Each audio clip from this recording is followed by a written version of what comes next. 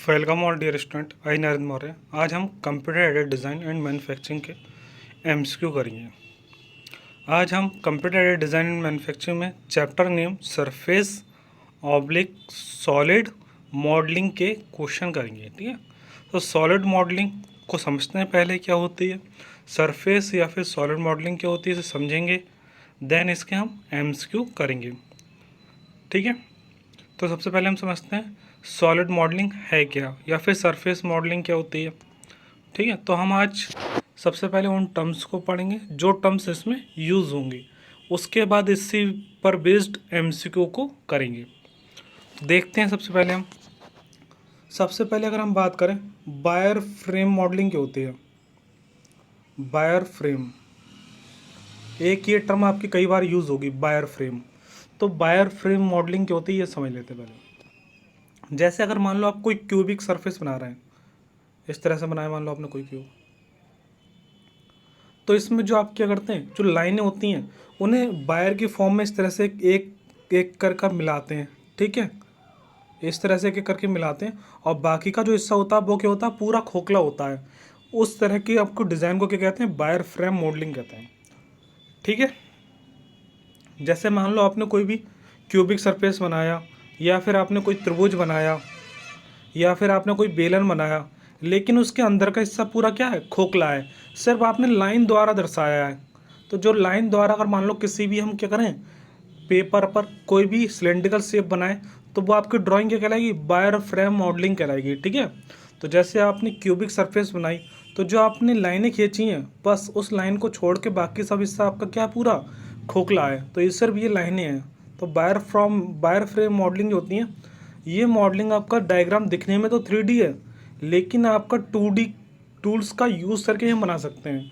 मतलब 2D drawing जो हम बनाते हैं, ऐसे किसी लाइन को बनाएं, किसी सर्कल को खींचें, तो उसी की तरह हम क्या करें, तो जो 2D डायग्राम बनाने में या 2D ड्राइंग बनाने में जो टूल्स यूज़ होते हैं, उन्हीं टूल का यूज़ करके हम वायर फ्रेम मॉडलिंग को हम बना सकते हैं।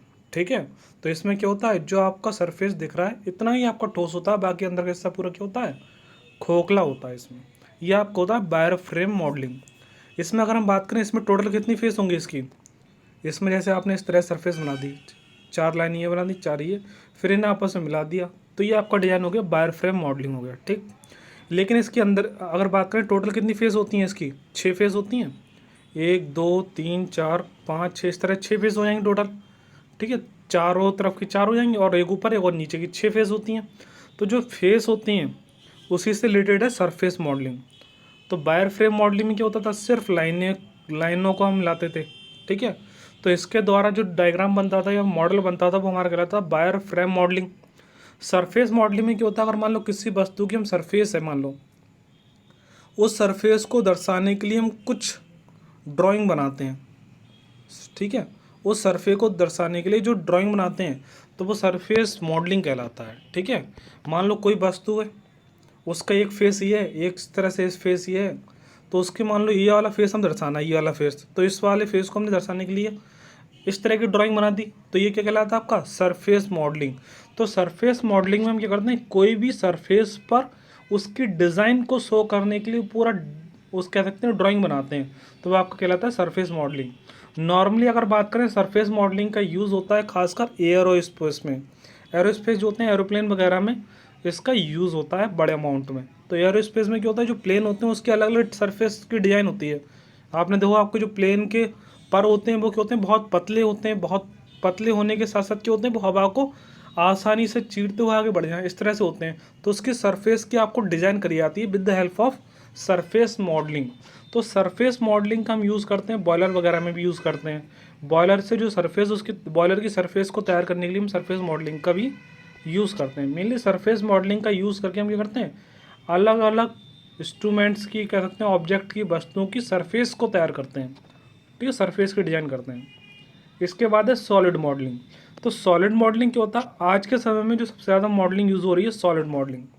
सॉलिड मॉडलिंग क्या है, कह सकते हैं मॉडिफाइड फॉर्म है। आज के समय कह सकते हैं सॉलिड मॉडलिंग का बहुत बड़े पैमाने पे यूज़ होता है। आज के समय अगर मान लो आपको कोई 3 डायमेंशनल वस्तु बनानी है, 3 डायमेंशनल, तो 3D इमेज को बनाने के लिए हम सॉलिड मॉडलिंग का यूज़ कर सकते हैं। मान लो आपको कोई डायरेक्ट पूरा एक सर्कल बना, पूरा एक क्या बनाना है, मान लो क्यूबिक बनाना है, पूरा क्यूबिक, और क्यूबिक कैसा, अंदर का पूरा ठोस हो, तो उसके लिए आप डायरेक्ट यूज़ कर सकते हैं कौन सी, सॉलिड मॉडलिंग यूज़ कर सकते हैं। ठीक, अगर मान लो कोई आपको क्या बनाना है, कोई ठोस गेंद बनानी है, तो ठोस गेंद को बनाने के लिए हम क्या कर सकते हैं, सॉलिड मॉडलिंग का यूज़ कर सकते हैं। और साथ में इसका यूज़ करके हम एनालिसिस भी कर सकते हैं। एनालिसिस, एनालिसिस का मतलब क्या है, जैसे मान लो कोई आपने वस्तु बना ली, उसका आपको मीज़र करना है, मान लो उसका मास मीज़र करना है, इसका द्रव्यमान कितना है, बनाने के बाद इसका द्रव्यमान कितना होगा। जैसे सॉलिड मॉडलिंग का यूज़ करके आपने मान लो कोई वस्तु बनाई, जैसे गाड़ी बनाई, तो गाड़ी का वेट कितना आप ये मीज़र कर सकते हैं सॉलिड मॉडलिंग में। वेट या मास मीज़र कर लिया आपने, उसके साथ आप मीज़र कर सकते हैं उस पर इनर्शिया फोर्स कितना काम करेगा जब वो चलेगी, इनर्शिया फोर्स की भी एनालिसिस कर सकते हैं। उसके साथ में आप स्टडी कर सकते हैं उसमें लगने वाले स्ट्रेसेस का, किस जगह पर कितना स्ट्रेस काम करेगा। तो सॉलिड मॉडलिंग का हम यूज़ करके कर सकते हैं, 3D ड्राइंग भी बना सकते हैं और साथ में उस वस्तु की एनालिसिस भी कर सकते हैं। तो सॉलिड मॉडलिंग क्या होती है, ये 3 डायमेंशनल होती है। ठीक है, और वैसे सरफेस भी क्या आपकी, सरफेस भी 3 डायमेंशनल होती है, 3 डायमेंशनल हम सरफेस ड्रॉ करते हैं। ठीक है, तो अब हम देखते हैं अब इसमें आगे इसके MCQ। ठीक है, तो समझ में आगे होगा वायर फ्रेम मॉडलिंग की होती है, सरफेस मॉडलिंग की होती है और सॉलिड मॉडलिंग की होती है। पहला क्वेश्चन इसका है,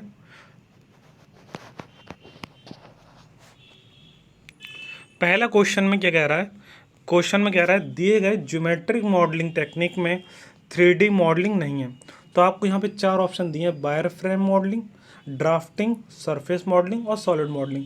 तो दिए गए जो 4 ऑप्शन है इसमें से आपको बताना है कौन 3D मॉडलिंग नहीं है। तो 3D मॉडलिंग इसमें से कौन सी नहीं है, तो आपको ये बताना है। तो इसमें अगर हम बात करें, जो आपका वायर फ्रेम मॉडलिंग होता है इसमें भी आप क्या करते हैं, 3D ड्राइंग बनाते हैं, लेकिन यूज़ करते हैं 2D टूल्स का, लेकिन ड्राइंग कैसी है, 3 डायमेंशनल है। तो जो आपका 3 आप कह सकते हैं वायर फ्रेम मॉडलिंग से भी आप 3 डायमेंशन बनाते हैं। सरफेस मॉडलिंग क्या है, 3 डायमेंशनल है। सॉलिड मॉडलिंग क्या है, 3 डायमेंशनल है।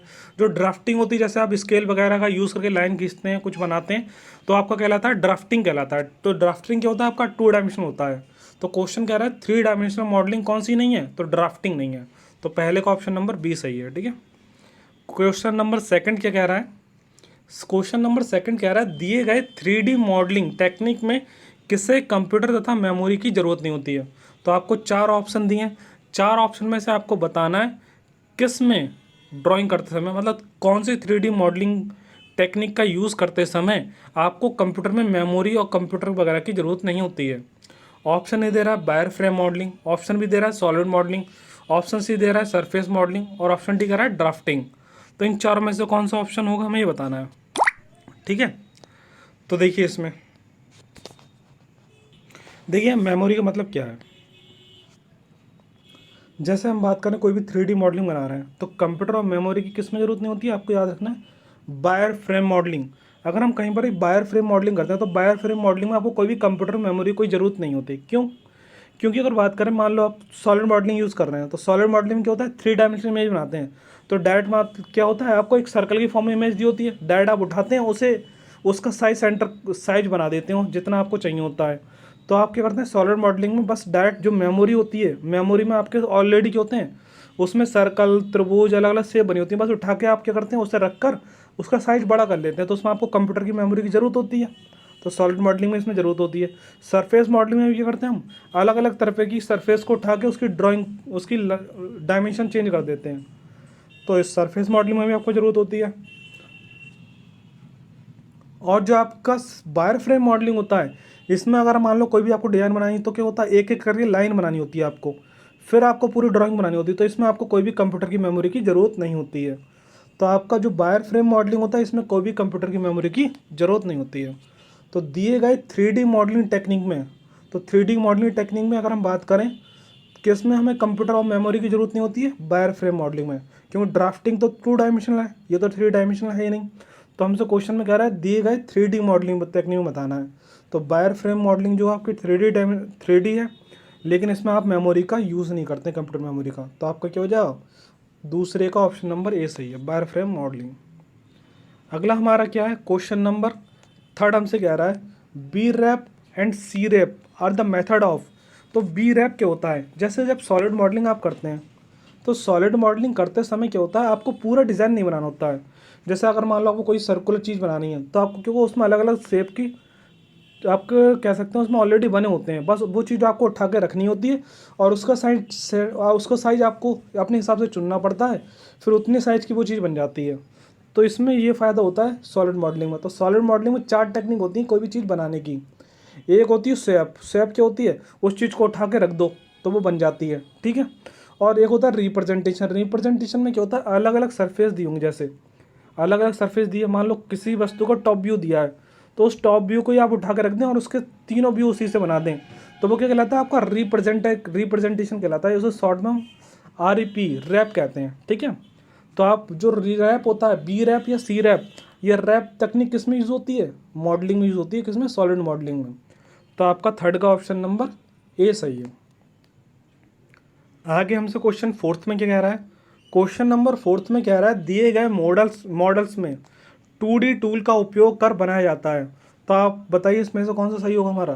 2D टूल का यूज़ करके हम कौन सा मॉडल बना सकते हैं, तो आपको पता होगा वायर फ्रेम मॉडल। तो आपको पता है वायर फ्रेम मॉडल में क्या होता है, जो लाइनें बनती हैं वो किसके सहायता बनती हैं, 2D टूल का यूज़ करते हैं, मतलब 2 डायमेंशनल टूल का यूज़ करके हम क्या करते हैं, वायर फ्रेम मॉडल बनाते हैं। तो वायर फ्रेम में जो मॉडलिंग बनती है, ये आप कह सकते हैं वायर फ्रेम मॉडल किससे बनता है, 2D टूल का यूज़ करके। तो आपका ऑप्शन क्या हो जाएगा, फोर्थ का ऑप्शन नंबर बी हो जाएगा। तो दिए गए मॉडल में 2D टूल का उपयोग करके बनाया जा सकता है वायर फ्रेम मॉडल, ठीक है। तो आपका फोर्थ का हो गया बी। क्वेश्चन नंबर फिफ्थ क्या कह रहा है, क्वेश्चन नंबर फिफ्थ कह रहा है कौन सा मेथड का उपयोग करके बिल्डिंग ब्लॉक अप्रोच में कर सकते हैं, मतलब कौन सा मेथड का उपयोग बिल्डिंग ब्लॉक अप्रोच में कर सकते हैं। तो आपको बताना है इसमें से कौन सा मेथड का हम उपयोग कर सकते हैं बिल्डिंग ब्लॉक अप्रोच। तो बिल्डिंग ब्लॉक अप्रोच की होती है, उसमें कई सारे आपको बार बार क्या होने हैं, आप डायग्राम को यूज़ करते हैं, ठीक है। देखिए यहाँ पे जैसे अगर बात करें सॉलिड मॉडलिंग, सॉलिड मॉडलिंग में किसी भी ड्राइंग को बनाने की 4 टेक्निक होती हैं। एक होती है आपकी स्वैप। स्वैप में क्या होता है, मान लो कोई वस्तु ऑलरेडी बनी हुई है, ठीक है। तो ऑलरेडी कोई वस्तु बनी हुई है, उससे आप क्या करते हैं, बस उठा के रख देते हैं, तो वो क्या कहलाता है, स्वैपिंग कहलाता है।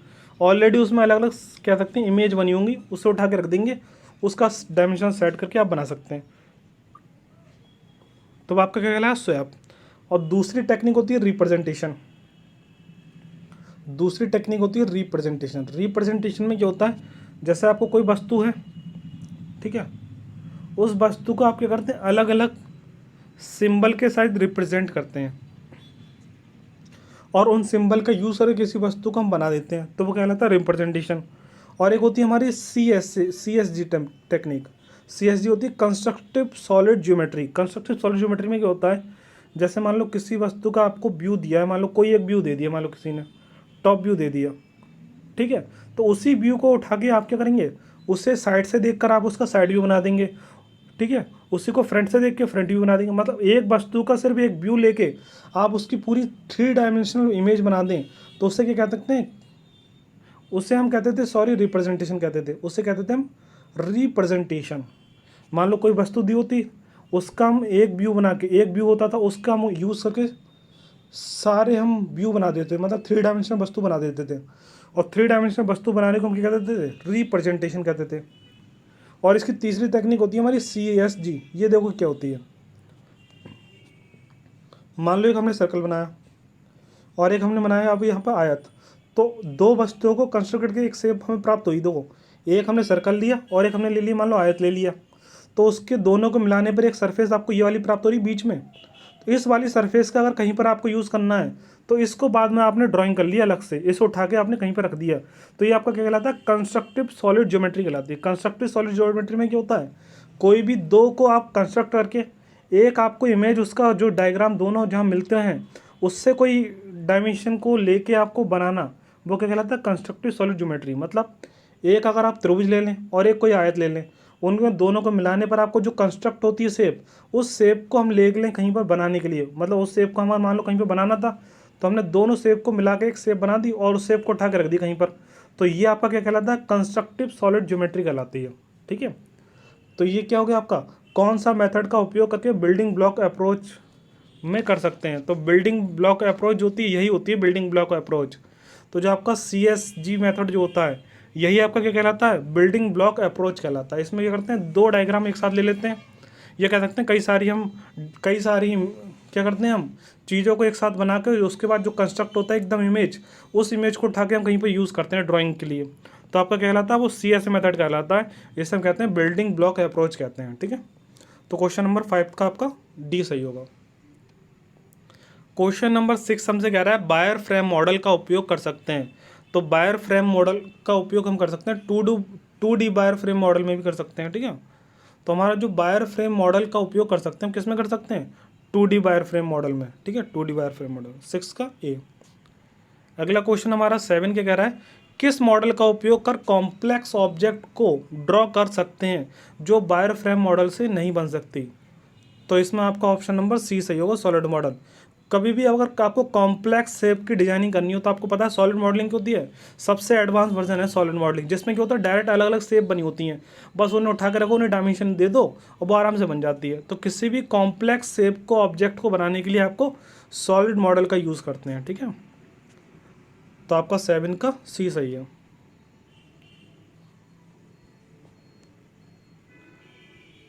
क्वेश्चन नंबर 8 कह रहा है सरफेस मॉडल का बेसिक पार्ट कौन सा है जिसे सरफेस पर ड्रॉ करा जा सकता है।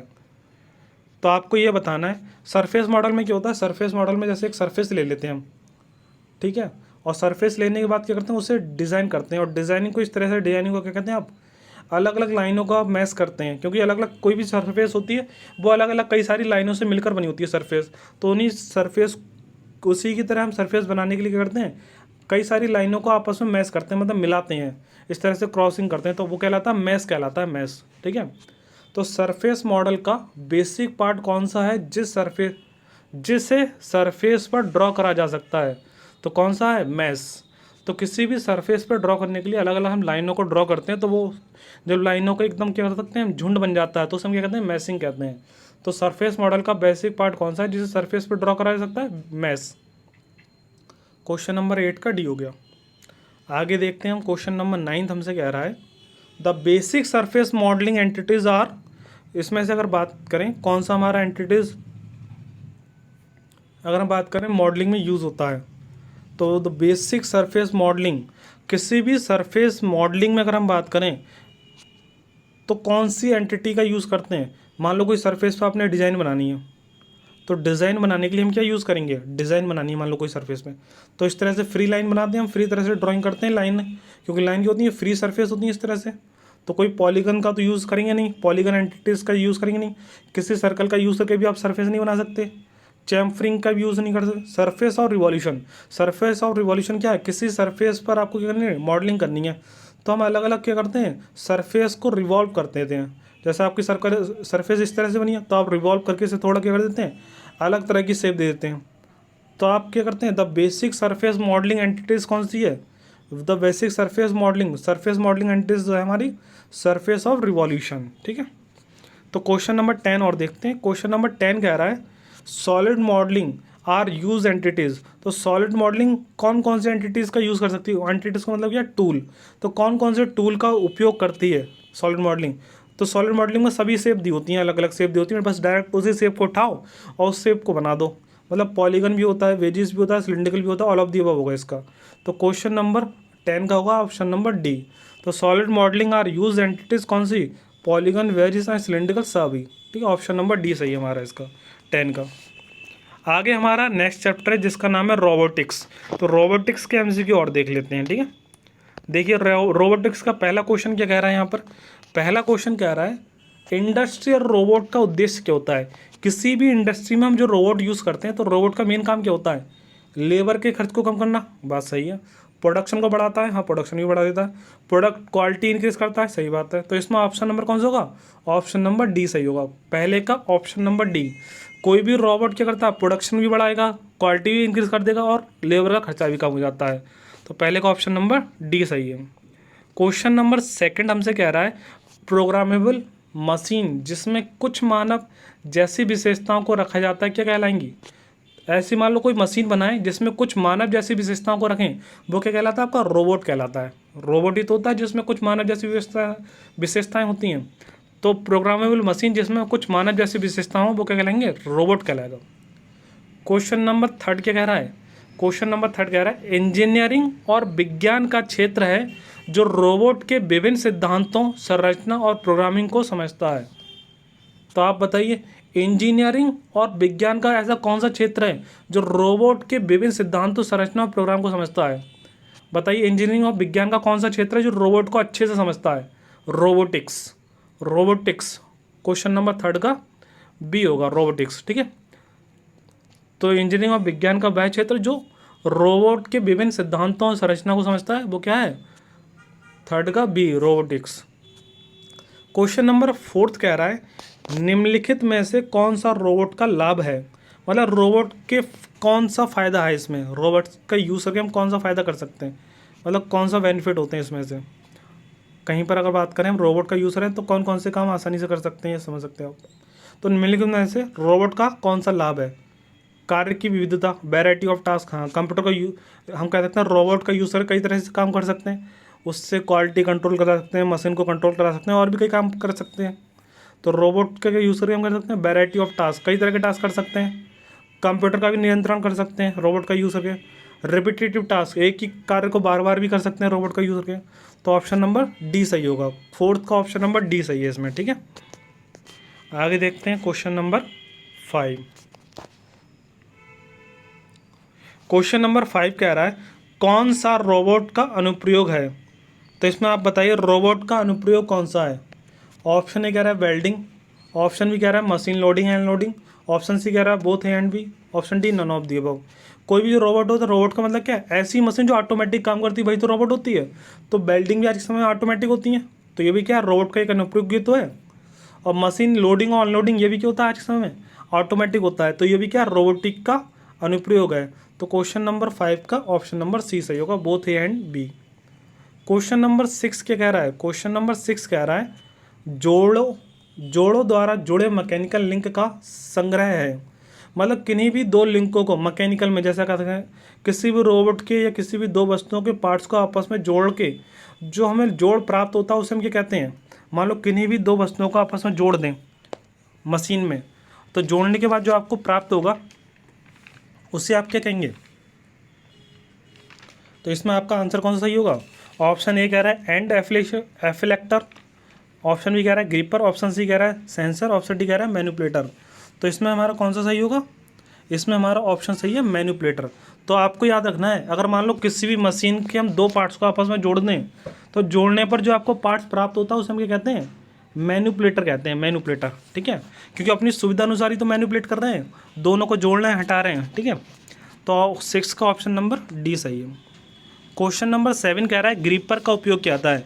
ग्रीपर क्या होता है, जैसे आपने देखो रोबोट के जो हाथ होते हैं कुछ इस तरह से होते हैं, कुछ रोबोट के, तो वो बीच में किसी वस्तु को पकड़ता है फंसा के, तो वो फंसाने को हाथ से पकड़ने को क्या कहते हैं, ग्रीपर कहते हैं। तो किसी भी रोबोट में जो ग्रीपर होते हैं, पकड़ने वाले हाथ होते हैं, वो अलग अलग तरह के बने होते हैं। ग्रीपर जो हाथ से पकड़ते हो, जैसे आप मान लो देखोगे रोबोट कोई वस्तु को उठाता है तो रोबोट को उठाते समय आपने देखा तो जो पकड़ने को कहते हैं ग्रीपर कहते हैं। ठीक है, तो ग्रीपर आपको समझ में आया होगा। तो जो रोबोट होते हैं, रोबोट के जो हाथ होते हैं, तो जो पकड़ने वाला पंजा होता है उसे हम कहते हैं ग्रीपर कहते हैं। तो ग्रीपर का उपयोग क्या होता है, किसी भी वस्तु को होल्ड करने का काम भी होता है। वो होल्ड कर लेते हैं, पकड़ते हैं उस वस्तु को, और साथ में क्या कर सकते हैं, उसके सहायता से, ग्रीपर की सहायता से वस्तु को मूव भी कर सकते हैं। सेंस ऑफ द ऑब्जेक्ट भी दे रहा है, लेकिन सेंस नहीं कर सकते वो। तो ग्रीपर का उपयोग करके क्या कर सकते हैं, वो वस्तु को होल्ड भी कर सकते हैं और मूव भी कर सकते हैं। तो आपका क्वेश्चन नंबर 7 का ऑप्शन नंबर डी सही है, बोथ ए एंड सी। ठीक है, 7 का डी होगा इसमें। क्वेश्चन नंबर 8 कह रहा है सेंसर वे ट्रांसड्यूसर हैं जिनका उपयोग किया जाता है। तो सेंसर आपके वो ट्रांसड्यूसर होते हैं जिसका उपयोग किया जाता है। तो सेंसर का उपयोग किस में करते हैं हम। क्वेश्चन नंबर 8 का क्या होगा, ऑप्शन नंबर ए होगा, मेजरिंग द फिजिकल क्वांटिटी। अगर मान लो कोई वस्तु वहाँ पर है या नहीं है, तो रोबोट में अलग अलग तरह के सेंसर लगे होते हैं, तो वो आपकी किसी वस्तु को टच करके पता कर लेते हैं वहाँ पर कोई वस्तु है या नहीं है। तो सेंसर क्या होते हैं, सेंसर एक ऐसे डिवाइस होता है जो क्या करते हैं, किसी फिजिकल क्वांटिटी को मेज़र कर देते हैं। मतलब कोई वस्तु सामने है कि नहीं है उसे छू के पता कर लेते हैं। तो सेंसर वे ट्रांसड्यूसर हैं जिनका उपयोग किया जाता है मेजरिंग द फिजिकल क्वांटिटी।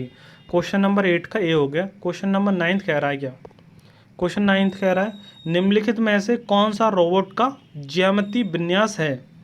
तो आप बताइए इसमें सर किसी भी रोबोट का कौन सा ज्यामितीय विन्यास है। ज्यामितीय विन्यास का मतलब क्या है, जैसे रोबोट बनता है तो रोबोट की अलग अलग शेप होती हैं, तो अलग अलग कॉन्फ़िगरेशन होती हैं, तो कॉन्फ़िगरेशन को कह सकते हैं हम, शेप वगैरह को कह सकते हैं विन्यास। तो आपको बताना है रोबोट का कौन सा ज्यामितीय विन्यास है इसमें से। तो रोबोट देखोगे आपने अलग अलग साइज के अलग अलग शेप के बने होते हैं, बहुत शेप होती हैं। तो ऑप्शन ए दे रहा है सिलेंड्रिकल कॉन्फ़िगरेशन, सिलेंड्रिकल शेप में भी होते हैं। ऑप्शन बी कह रहा है पोलर कॉन्फ़िगरेशन, ध्रुवीय विन्यास। ऑप्शन सी कह रहा है both A and B. Option D कह रहा है नन ऑफ द अबव। तो जो हमारे इसमें आंसर होगा 9th का होगा सी, बोथ ए एंड बी। तो जो हमारे सिलेंड्रिक कह सकते हैं जो रोबोट होते हैं ये सिलेंड्रिकल कॉन्फ़िगरेशन में भी होते हैं और पोलर कॉन्फ़िगरेशन में भी होते हैं। तो इसमें आपका ऑप्शन नंबर सी सही है। क्वेश्चन नंबर 10 देखते हैं क्या कह रहा है। क्वेश्चन नंबर 10 कह रहा है ग्रीपर का उपयोग हल्के वजन की सामग्री जैसे पेपर, क्लॉथ आदि को लेने के लिए किया जाता है। ठीक है, आदि को के लिए किया जाता है ग्रीपर का उपयोग। अच्छा, इसमें आपको बताना है कौन से ग्रीपर का हम उपयोग करके हल्के पेपर वगैरह को उठाने के लिए कर सकते हैं।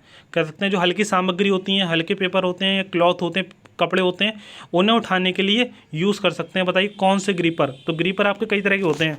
मैकेनिकल ग्रीपर बने होते हैं, मतलब हाथ पकड़ने वाले। एडहेसिव बने होते हैं, कुछ मैग्नेटिक बने होते हैं। आपने देखो कई मैग्नेटिक होते हैं।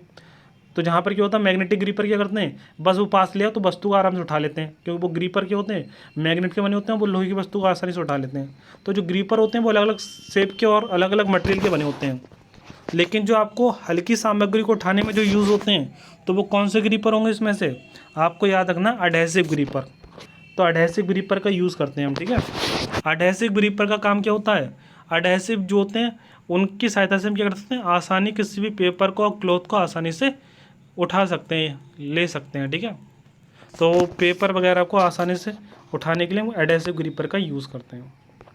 इसके बाद है हमारा क्वेश्चन नंबर 11। तो इसमें से आपको बताना है कौन सा ग्रीपर का उपयोग लोहे सामग्री को स्थानांतरित करने के लिए आता है। तो लोहे की सामग्री को स्थानांतरित करने के लिए आप कौन सा ग्रीपर यूज़ करेंगे, मैग्नेट ग्रीपर। अगर मान लो सोचो कोई भी किसी वस्तु का कोई भी हैंड है जो उठाने वाला वो मैग्नेट का बना होगा, तो आसानी से वस्तु को उठाएगा और दूसरी जगह रख देगा। तो इसमें क्या होगा, मैग्नेटिक ग्रीपर होगा क्वेश्चन नंबर 11 में का। तो मैग्नेटिक ग्रीपर का उपयोग कर लोहे सामग्री को स्थानांतरित करने के लिए किया जा सकता है। क्वेश्चन नंबर 12 में कह रहा है वांछित भौतिक चर को मापने के लिए कुछ सतह के संपर्क में आने वाले सेंसर के रूप में जाना जाता है। तो आपको ये बताना है इसमें से तो कौन सा भौतिक चर है को मापने के लिए कुछ सतहों के संपर्क में आने वाले सेंसर के रूप में जाना जाता है। अगर मान लो कोई सेंसर है वो कुछ सतहों के संपर्क में आ रहा है और वो किसी भौतिक राशि को मेजरमेंट के लिए यूज़ हो रहा है, तो वो कौन सा सेंसर होगा आपको ये बताना है। ऑप्शन नंबर ए कह रहा है गैर संपर्क सेंसर, ऑप्शन बी कह रहा है निकटता सेंसर, ऑप्शन सी कह रहा है संपर्क सेंसर, ऑप्शन डी कह रहा है उपरोक्त में से कोई नहीं। तो क्वेश्चन नंबर 12 में क्या होगा इसमें संपर्क सेंसर। क्यों, क्वेश्चन में कह रहा है क्वेश्चन में कह रहा है वांछित भौतिक चर को मापने के लिए कुछ सतह का संपर्क में आने वाले सेंसर को, मतलब वो सेंसर क्या करता है, वो सेंसर संपर्क में आकर ही सेंस कर पा रहा है, तभी तो मेजर कर रहा है फिजिकल क्वांटिटी को। तो वो कौन सा सेंसर होगा, संपर्क सेंसर होगा, संपर्क सेंसर। ठीक है, 12 का सी। क्वेश्चन नंबर 13 में कह रहा है निम्नलिखित में से किसे संपर्क सेंसर के रूप में जाना जाता है। तो जो आपको सेंसर दिए हुए हैं यहाँ पर, इन सेंसर में से आपको बताना है संपर्क सेंसर के रूप में किसे जाना जाता है। तो आप बताइए इसमें से कौन सा सेंसर है जिससे हम संपर्क सेंसर के रूप में भी जानते हैं। तो इसमें हमारा होगा निकटतम सेंसर, ऑप्शन नंबर बी। तो जो निकटतम सेंसर होता है इसे हम संपर्क सेंसर के रूप में भी जानते हैं। अगला क्वेश्चन देखिए, क्वेश्चन नंबर 14 क्या कह रहा है निम्नलिखित में से कौन रोबोट प्रोसेसिंग भाषा है। तो कोई भी जो रोबोट होता है तो रोबोट में जो भाषा यूज़ करते हैं हम प्रोसेसिंग के लिए, तो रोबोट में आपको याद रखना है, ये चीज़ याद रखनी है। ठीक है, तो रोबोट में जो प्रोसेसिंग भाषा होती है BAL और AML यूज़ होती है, BAL और AML। ठीक है, ऑप्शन नंबर डी सही है इसमें, 14 का ऑप्शन नंबर डी सही है, BAL and AML robot processing भाषा है। क्वेश्चन नंबर 15 कह रहा है, क्वेश्चन नंबर 15 क्या कह रहा है रोबोट प्रोसेसिंग भाषा BAL का पूर्ण रूप क्या होता है। तो आपको BAL जो होती है रोबोट प्रोसेसिंग भाषा, इसकी फुल फॉर्म बतानी है। तो इसकी फुल फॉर्म क्या होती है, ऑप्शन नंबर ए होगा वर्सेटाइल एल्गोरिथमिक लैंग्वेज। तो BL लैंग्वेज क्या कहलाती है आपकी, इस फुल फॉर्म है इसकी वर्सेटाइल एल्गोरिथम लैंग्वेज। ठीक है, अभी देखें वर्सेटाइल एल्गोरिथम लैंग्वेज हो गई। ऑप्शन नंबर आपका हो गया इसका ए हो गया। अगला देखते हैं 16वां क्वेश्चन क्या कह रहा है। क्वेश्चन नंबर 16 कह रहा है रोबोटिक्स में अक्ष के साथ, मतलब आपको बताना है किस अक्ष के साथ अप और डाउन मोशन करते हैं। तो जो रोबोट में अप और डाउन मोशन करते हैं, कभी अप मोशन होता है कभी डाउन मोशन होता है, तो किस अक्ष के साथ करते हैं, तो ऑप्शन नंबर ए सही होगा। तो याद रखना किसी भी रोबोट में जो अप और डाउन मोशन कराया जाता है वो पिच के साथ कराया जाता है, पिच अक्ष के साथ। ठीक है, तो किस अक्ष के साथ करते हैं, पिच अक्ष के साथ। ऑप्शन नंबर ए होगा 16वें का। क्वेश्चन नंबर 17 में कह रहा है अक्ष के साथ परिपत्र गति मतलब सर्कुलर मोशन। तो अक्ष के साथ सर्कुलर मोशन को रोबोटिक्स के रूप में जाना जाता है। तो रोबोट जो क्या करता है, सर्कुलर मोशन करता है। कई बार देखो आपने किसी वस्तु को उठाता है और वो गोल गोल घूमता है फिर उठा के रख देता है, तो उस पूरे मोशन को हम क्या कहते हैं, उससे कहते हैं रोल। ठीक है, तो अक्ष के साथ सर्कुलर मोशन को रोबोटिक्स के रूप में जाना जाता है रोल के फॉर्म में, ROLL। ठीक है, रोल। तो 17 का आपका ऑप्शन नंबर बी सही है। क्वेश्चन नंबर 18 कह रहा है रोबोट की ऑपरेटिंग रेंज या पहुंच क्षमता को रोबोटिक्स में के रूप में जाना जाता है। तो किसके रूप में जाना जाता है, क्वेश्चन नंबर 18 कह रहा है रोबोट की ऑपरेटिंग रेंज, जो रोबोट होते हैं उसकी ऑपरेटिंग रेंज या पहुंच क्षमता को रोबोटिक्स में किसके रूप में जाना जाता है। तो आपको पता होना चाहिए इसमें ऑप्शन नंबर सी या। ठीक है, या बाई ए डब्ल्यू होगा या। तो जो रोबोट में ऑपरेटिंग रेंज होती है, ऑपरेटिंग रेंज या जो पहुंच क्षमता होती है, उसे बाई ए डब्ल्यू या के रूप में जाना जाता है। क्वेश्चन नंबर 19 देखते हैं। क्वेश्चन नंबर 19 कह रहा है रोबोटिक्स में किस प्रकार का सेंसर इस्तेमाल किया जाता है। तो जो रोबोटिक्स होता है उसमें किस प्रकार का सेंसर यूज़ करेंगे।